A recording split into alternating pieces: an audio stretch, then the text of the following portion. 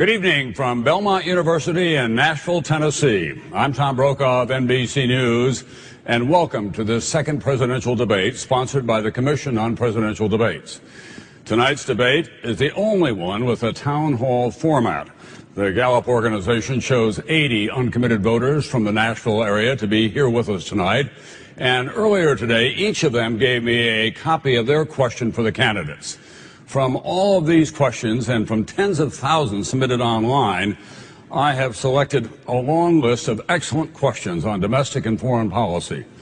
Neither the commission nor the candidates have seen the questions, and although we won't be able to get to all of them tonight, we should have a wide-ranging discussion 1 month before the election. Each candidate will have 2 minutes to respond to a common question, and there will be a 1-minute follow-up. The audience here in the hall has agreed to be polite and attentive, no cheering or outbursts. Those of you at home, of course, are not so constrained. The only exception in the hall is right now, as it is my privilege to introduce the candidates, Senator Barack Obama of Illinois and Senator John McCain of Arizona. Gentlemen.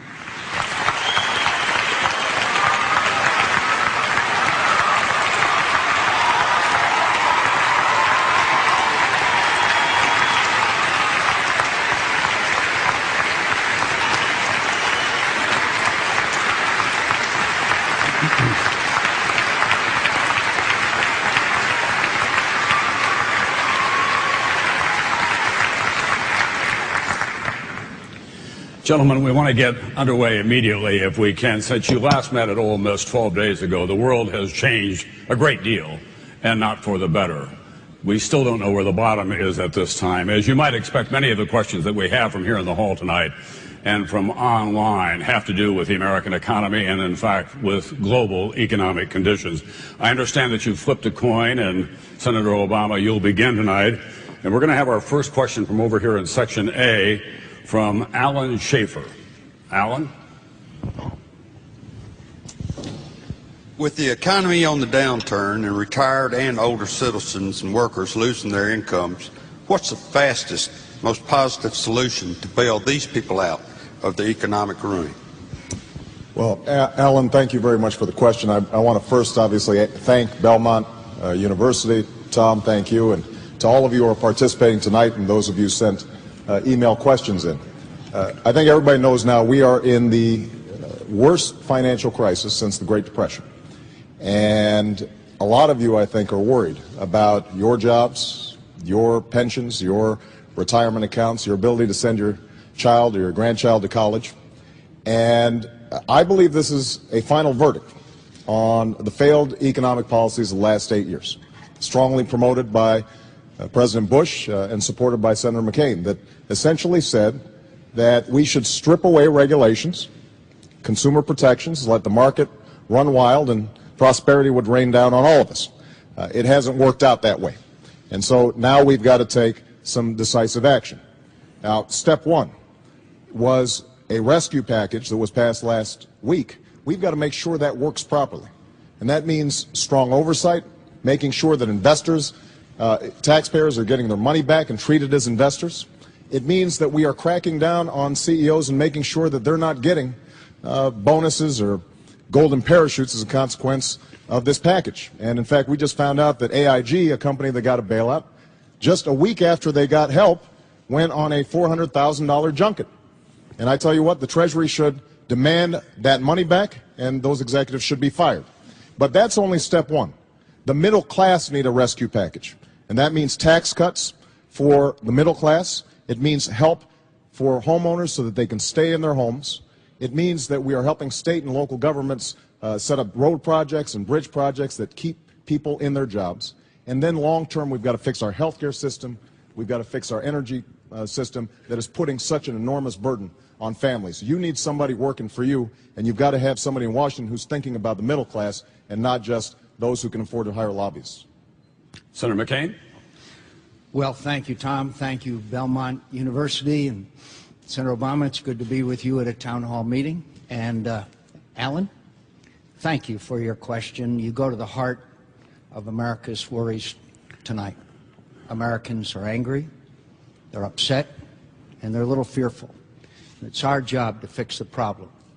Now, I have a plan to fix this problem, and it's got to do with energy independence. We've got to stop sending $700 billion a year to countries that don't want us like us very much.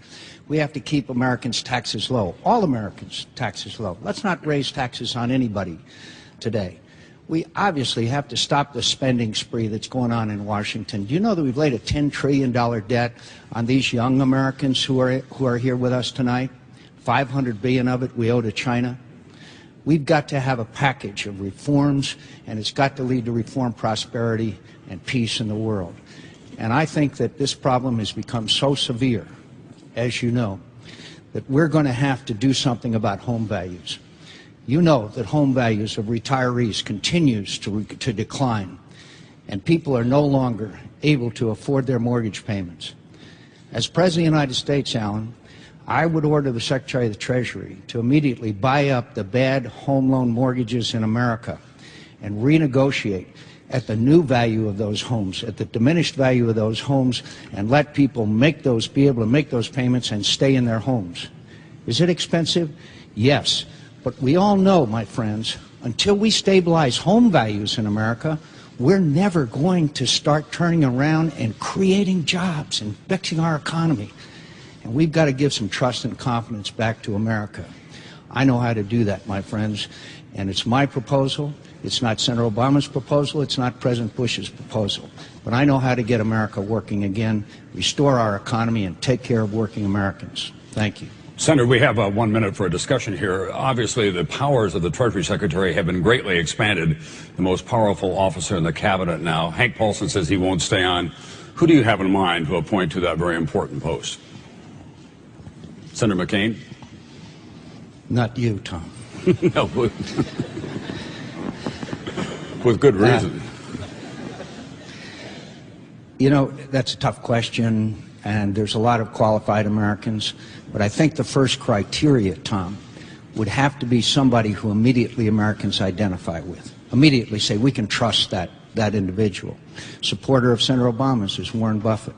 He's already weighed in and helped stabilize some of the difficulties in the markets and with companies and corporations, institutions today.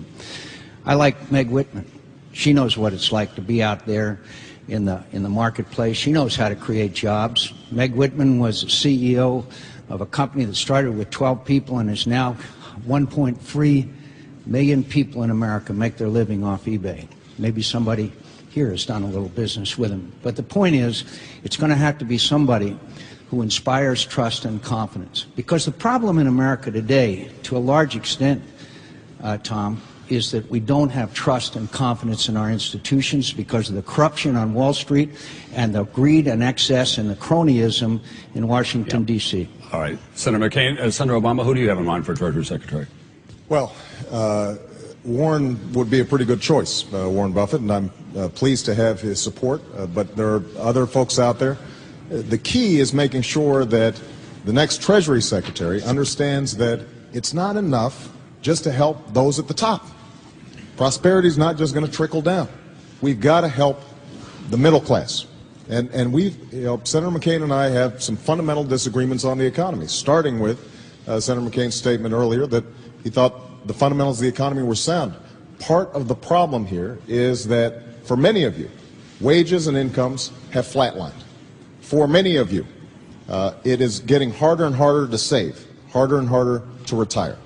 And that's why, for example, on tax policy, what I want to do is provide a middle-class tax cut to 95% of working Americans, those who are working 2 jobs, people who are not spending enough time with their kids because they are struggling to make ends meet. Senator McCain is right that we've got to stabilize housing prices, but underlying that is loss of jobs and loss of income. That's something that the next Treasury Secretary is going to have to work on.